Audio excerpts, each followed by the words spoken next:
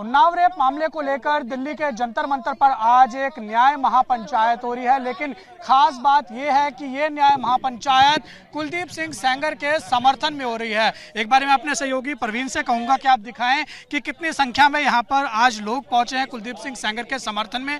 अलग अलग क्षेत्रीय जो संगठन है वो यहाँ पहुंचे, क्षत्रिय समाज के यहाँ पर जो है वो लोग यहाँ पहुंचे हैं। हमारे साथ बात करने के लिए अखिल भारतीय क्षत्रिय महासभा युवा के अध्यक्ष हैं अवनीश जी।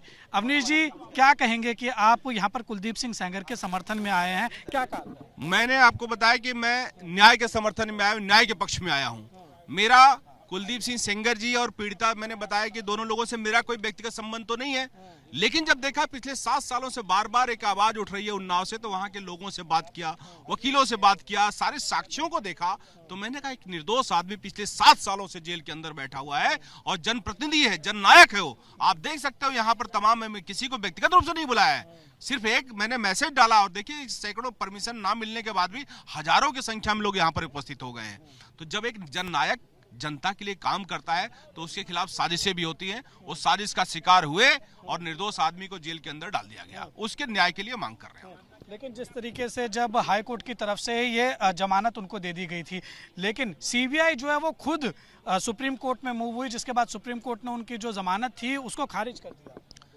देखिए, सीबीआई तो एक तरह से केस को अगर जांच कर रही है तो जांच करने वाली एजेंसी जब पहले किसी को दोषी दे देती है तो आखिरी दम तक वो पूरा प्रयास करती है कि वो आदमी दोषी ही रहे। तो सीबीआई अपने साक्ष्यों के साथ जब हाईकोर्ट में गई थी तो हाईकोर्ट ने कैसे फैसला दिया? जब ये सीनियर जजों की बेंच ने किसी मामले को सुना और सुनने के बाद जब वहां पर कोई फैसला दिया तो या तो उसको मान लेते। जब इससे पहले ट्रायल कोर्ट में, लोकल कोर्ट में हमने उस फैसले को माना, हमने कोई आंदोलन नहीं किया, कोई धरना प्रदर्शन नहीं किया, तो हाईकोर्ट के फैसले को मानना चाहिए था। और ये चूंकि सीबीआई ने जो आगे दायर किया उसके पीछे की कहानी, दिल्ली की सड़कों पर जब प्रोपेगेंडा हुआ, दिल्ली की सड़कों पर जो फर्जी एनजीओ ने मिलकर जो यहाँ धरना प्रदर्शन, जो आतंक मचाया, उसके चलते सीबीआई को सुप्रीम कोर्ट में जाना पड़ा और सुप्रीम कोर्ट में से संज्ञान लिया। फिर हमारा न्याय की मांग, हम लोग पीड़ित हैं, सुप्रीम कोर्ट से न्याय की मांग कर रहे हैं। एक तरफ तो पीड़िता जो है वो खुद सड़कों पर बैठकर न्याय मांग रहे हैं, दूसरी तरफ आप लोग भी सड़क पर आ गए हैं। पीड़िता कह रही है कि मेरे को जो है वो न्याय चाहिए। उन्होंने ये भी कहा कि जो यहाँ पर क्षत्रिय समाज के लोग आ रहे हैं उनसे भी मेरा विनम्र निवेदन है कि मेरे को जो है वो न्याय दिलाने में मदद करें। देखिए, अगर पीड़िता है, समाज की बहन बेटी है, मैं उनका पूरा सम्मान करता हूं उसमें, लेकिन उनसे यही निवेदन करूंगा कि अगर बहन, हमारे घर में बहन बेटी है, आप भी हम लोगों की बहन बेटी हो, आपको भी पता है कि सच्चाई क्या है। समय बहुत हो चुका है, बहुत प्रतिशोध की आग में दोनों परिवार जल चुके हैं। इधर से भी लोग इस दुनिया को छोड़ के जा चुके हैं, उधर से भी दुनिया को छोड़ के जा चुके हैं। अब समय आ गया है, अब हाथ जोड़कर उनसे निवेदन करूंगा कि इस पूरे मामले को खत्म करें और इस पे प्रोपेगेंडा आगे ना बढ़ाया जाए। इस पे उनका ये भी कहना है कि उनके जो फोटोज हैं वो, उनका जो आइडेंटिटी है वो उजागर किया जा रहा है। इसको आप क्या कहेंगे? नहीं, तो मैं तो इसके बिल्कुल खिलाफ हूं इसके। किसी बहन बेटी की, किसी लड़की की फोटो, उसकी आइडेंटिटी को उजागर करना बिल्कुल गलत है। हम लोगों ने, जो अखिल भारतीय क्षत्रिय महासभा या जो भी सामाजिक संगठन है, किसी ने ऐसा काम नहीं किया, किसी ने ऐसा व्यक्तिगत नहीं किया है। ये व्यक्तिगत लड़ाई अगर किसी ने किया होगा तो मैं उसका विरोध करता हूँ उसको।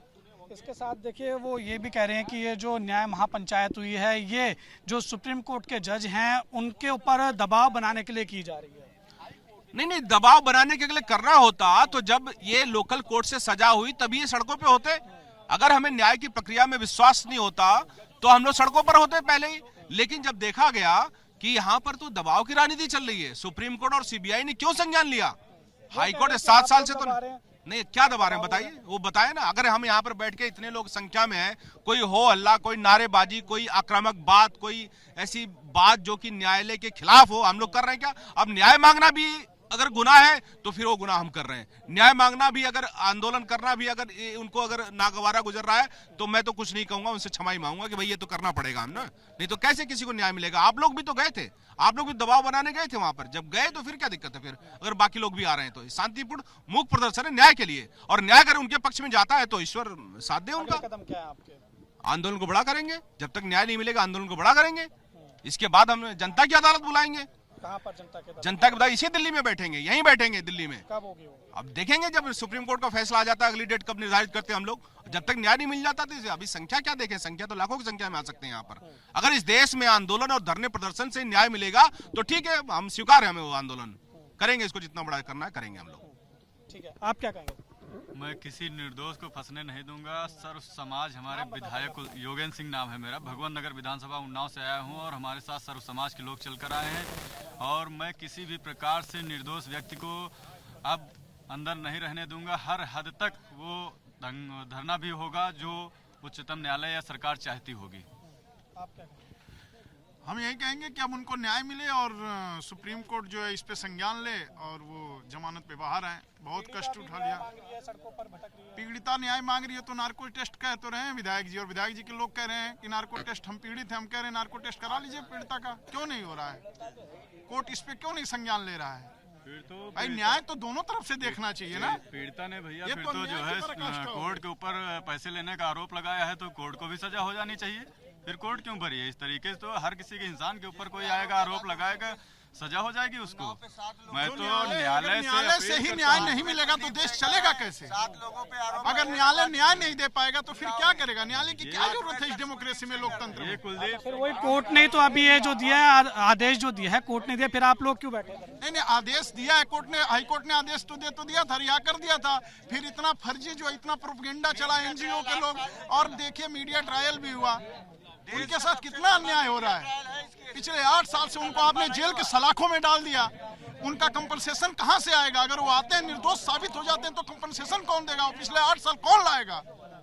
इस तरीके से तो हर आदमी को जेल में ही डाल दिया जाएगा। सबको डाल दो, कोई भी आएगा आरोप। ठीक है, तो आपने देखा और सुना कि क्या कुछ यहाँ पर जो लोग पहुंचे हैं, अलग अलग यहाँ पर संगठन के लोग आए हैं, क्षत्रिय समाज के लोग आए हैं। साफ तौर पर इनका कहना है कि कुलदीप सिंह सेंगर के समर्थन में ये लोग यहाँ पहुंचे हैं और प्रदर्शन करने के लिए आए हैं। एक बारी मैं अपने सहयोगी परवीन से कहूँगा कि एक बारी दिखाएं कि कितनी संख्या में यहाँ पर आज न्याय महापंचायत में लोग यहाँ पर आए हैं और इनका साफ तौर पे कहना है कि ये इसी तरीके का जो प्रदर्शन है वो लगातार जारी रखेंगे जब तक कुलदीप सिंह सेंगर को कोर्ट के द्वारा न्याय नहीं मिल जाता। और आने वाले दिन में ये बड़ी महापंचायत भी यहाँ पर कहीं ना कहीं जो है वो होगी अगर कुलदीप सिंह सेंगर को जो है कोर्ट की तरफ से कोई वहां पर राहत नहीं मिलती है। और देखिए आप अभी भी देख सकते हैं आई सपोर्ट कुलदीप सिंह सेंगर के जो प्ले कार्ड हैं वो यहाँ पर लोग लेके पहुंचे हैं और आप देख रहे हैं काफी संख्या में यहाँ पर लोग आए हैं। लेकिन एक तरफ जो पीड़िता है वो अपने लिए न्याय मांग रही है तो वहीं दूसरी ओर अब कुलदीप सिंह सेंगर के समर्थन में भी लोग पहुंच रहे हैं और धरना प्रदर्शन और न्याय महापंचायत करते हुए दिखाई दे रहे हैं। वीडियो जर्नलिस्ट परवीन दीक्षित के साथ उज्जवल कुमार, एबीपी न्यूज, दिल्ली।